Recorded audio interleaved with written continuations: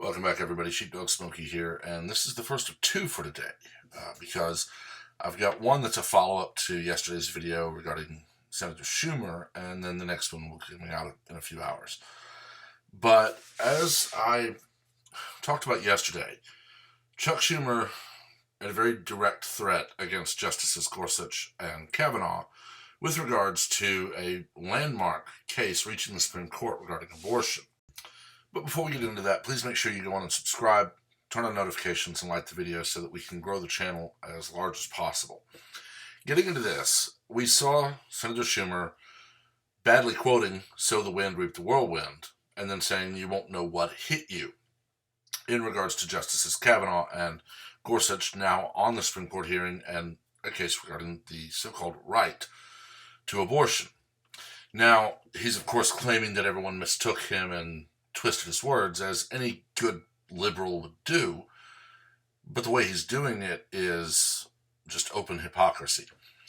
Looking at this, though, we know that Jane Roe, Norma McCarvey, was pressured to lie during Roe v. Wade. We know that since 2004, she has been a staunch advocate of Planned Parenthood and abortion.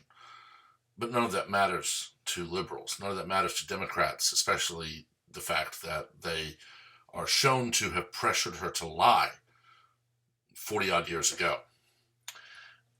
They just want to protect Planned Parenthood because of the millions they funnel to Planned Parenthood in government funding. Planned Parenthood funnels a good chunk of that back to the Democratic National Committee. And it is something that needs to stop. This is not about healthcare. And this is not about a right. Quite honestly, it's not even really about Planned Parenthood or abortion. It's about forcing the Supreme Court to bow to the Democrats. Imagine someone in any time between 2009 and the end of Barack Obama's administration, very early 2017, telling even one justice that he appointed that they had better rule in favor of the Second Amendment, or whatever they want, whatever Schumer is currently saying he meant. Now, let's actually listen to his apology. I should not have used the words I used yesterday. They didn't come out the way I intended to. My point was that there would be political consequences for President Trump and Senate Republicans if the Supreme Court, with the newly confirmed justices, stripped away a woman's right to choose. Of course, I didn't intend to suggest anything other than political and public opinion consequences for the Supreme Court, and it is a gross distortion to imply otherwise. I'm from Brooklyn. We speak in strong language. I shouldn't have used the words I did, but in no way was I making a threat. I never would do such a thing. And Leader McConnell knows that. And Republicans who are busy manufacturing outrage over these comments know that too. The first part of this is, of course, Schumer having to be very adamant that he was not issuing any threat against the two justices. He then goes on to actually negate that by saying political consequences. And to me, that is the exact same thing as he was actually saying. Because what he's saying is, vote how we want, or we will make sure that you are removed from the bench, and we'll make sure that Republicans lose. It's not a political rally speech. This is not, if you don't vote for us, this will happen. This is, if you don't obey us, we will make sure that your party loses and that you are out of a job. This is openly admitting we will punish you if you don't rule as we tell you to. And it needs to be addressed. There's a move right now in the Senate to censure Senator Schumer. I don't think that goes far enough. He needs to immediately be censured and removed as Senate Minority Leader. He also needs to lose his seat in the Senate. Personally, I think he needs to face charges for his criminal offense of threatening Supreme Court justices with anything at all. As I said, imagine a conservative or even a Republican who's not really conservative, doing the same thing during Obama's administration regarding a Second Amendment case. The outcry would have been instant. There would have been calls to impeach the person who said it and to codify protections in the Constitution to ensure that the Supreme Court cannot be bullied into following one party. Yet when Trump nominates someone, they all but say, you will renounce your faith and swear allegiance to the Democrats or you will not be allowed to serve. They tried everything they could against Gorsuch and none of it worked. They ramped up their lies against Kavanaugh, but it ultimately did not work. They pulled all the dirty tricks they could pull to try to keep these men off the bench. Now, while these men are conservative, yes, it does not mean that they are going to just automatically rule against any liberal policy. These men are originalists. They're going to look at the Constitution of the United States. They're going to look at the law and they're going to say, is the law constitutional? If they feel that it is not constitutional, then they will rule as they feel they must, based on the Constitution. It's very simple. The problem with liberals is they don't like that. They want to constantly rewrite and reinterpret the Constitution to say whatever they want. The greatest example of this is the founders didn't know that this gun or that gun or that gun or that gun would exist, so none of those guns that they couldn't have ever even possibly envisioned are covered under the Second Amendment.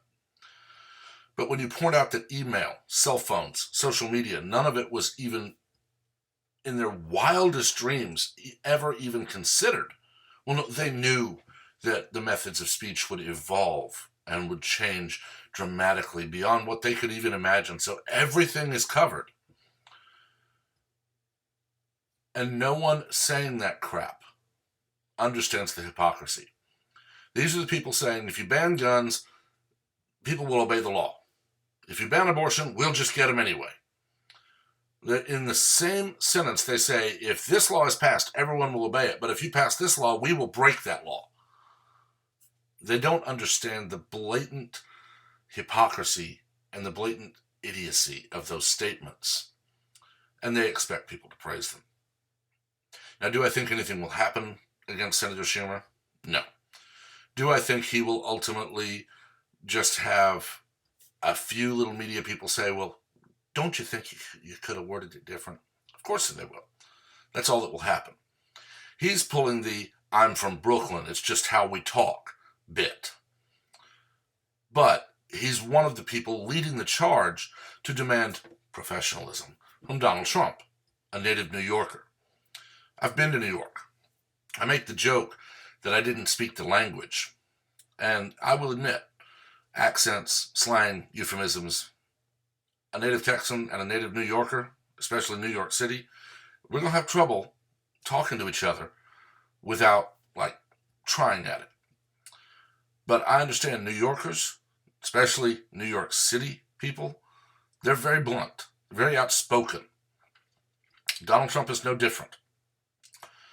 If Senator Schumer had not pulled his Donald Trump needs to moderate his speech crap as many times as he has, I wouldn't even bring up his I'm from Brooklyn bit. But he, Pelosi, Feinstein, Waters, Booker, Harris, Sanders, Biden, every Democrat you can name has demanded that Donald Trump be censored because he's not professional. But the highest ranking Democrat in the Senate can pull this, well, I'm from Brooklyn, you just don't understand. I know people from Brooklyn. I know people from Queens. I know people from several places all over New York. I've mostly met them online. I've met a couple in person. And I'll admit, I'm a blunt person. I will flat out tell you what I'm thinking. But compared to them, I'm a church mouse. And I accept that they are very different than me. It is a different environment when you were raised in New York City. Young man I went to high school with was actually from upstate New York, Rochester area. I didn't even really realize this until I was in junior high and high school, but if you get out of New York City and drive an hour or so north, you're in areas that look very much like you would find in Texas, Oklahoma, Louisiana. Wide open spaces, farms, all of it, small towns.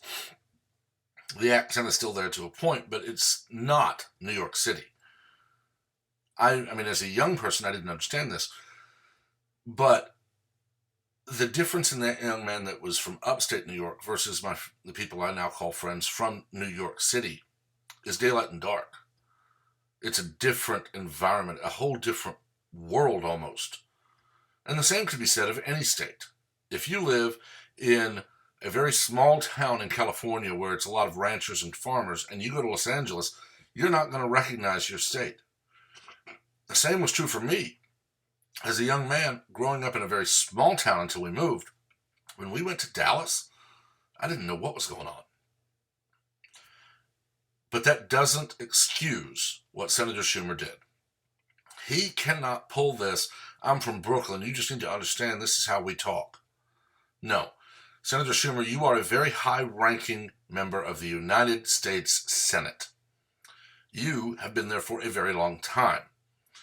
You have led a charge to demand the president only speak a certain way. So when you break those very demands on your own life, we're going to call you out on it. And we're not going to let you get away with it. All of that said, I don't think anything will happen. I'm not from New York, so I can't even vote against Senator Schumer. I don't think anyone has a chance of unseating him until he decides to retire. I'm not going to let this go away, though. I'm not going to let this fade away so that Senator Schumer can ultimately just say, oh, what? No, that never happened. Or you don't remember it right. We live in an age where when you put something out, it lives forever.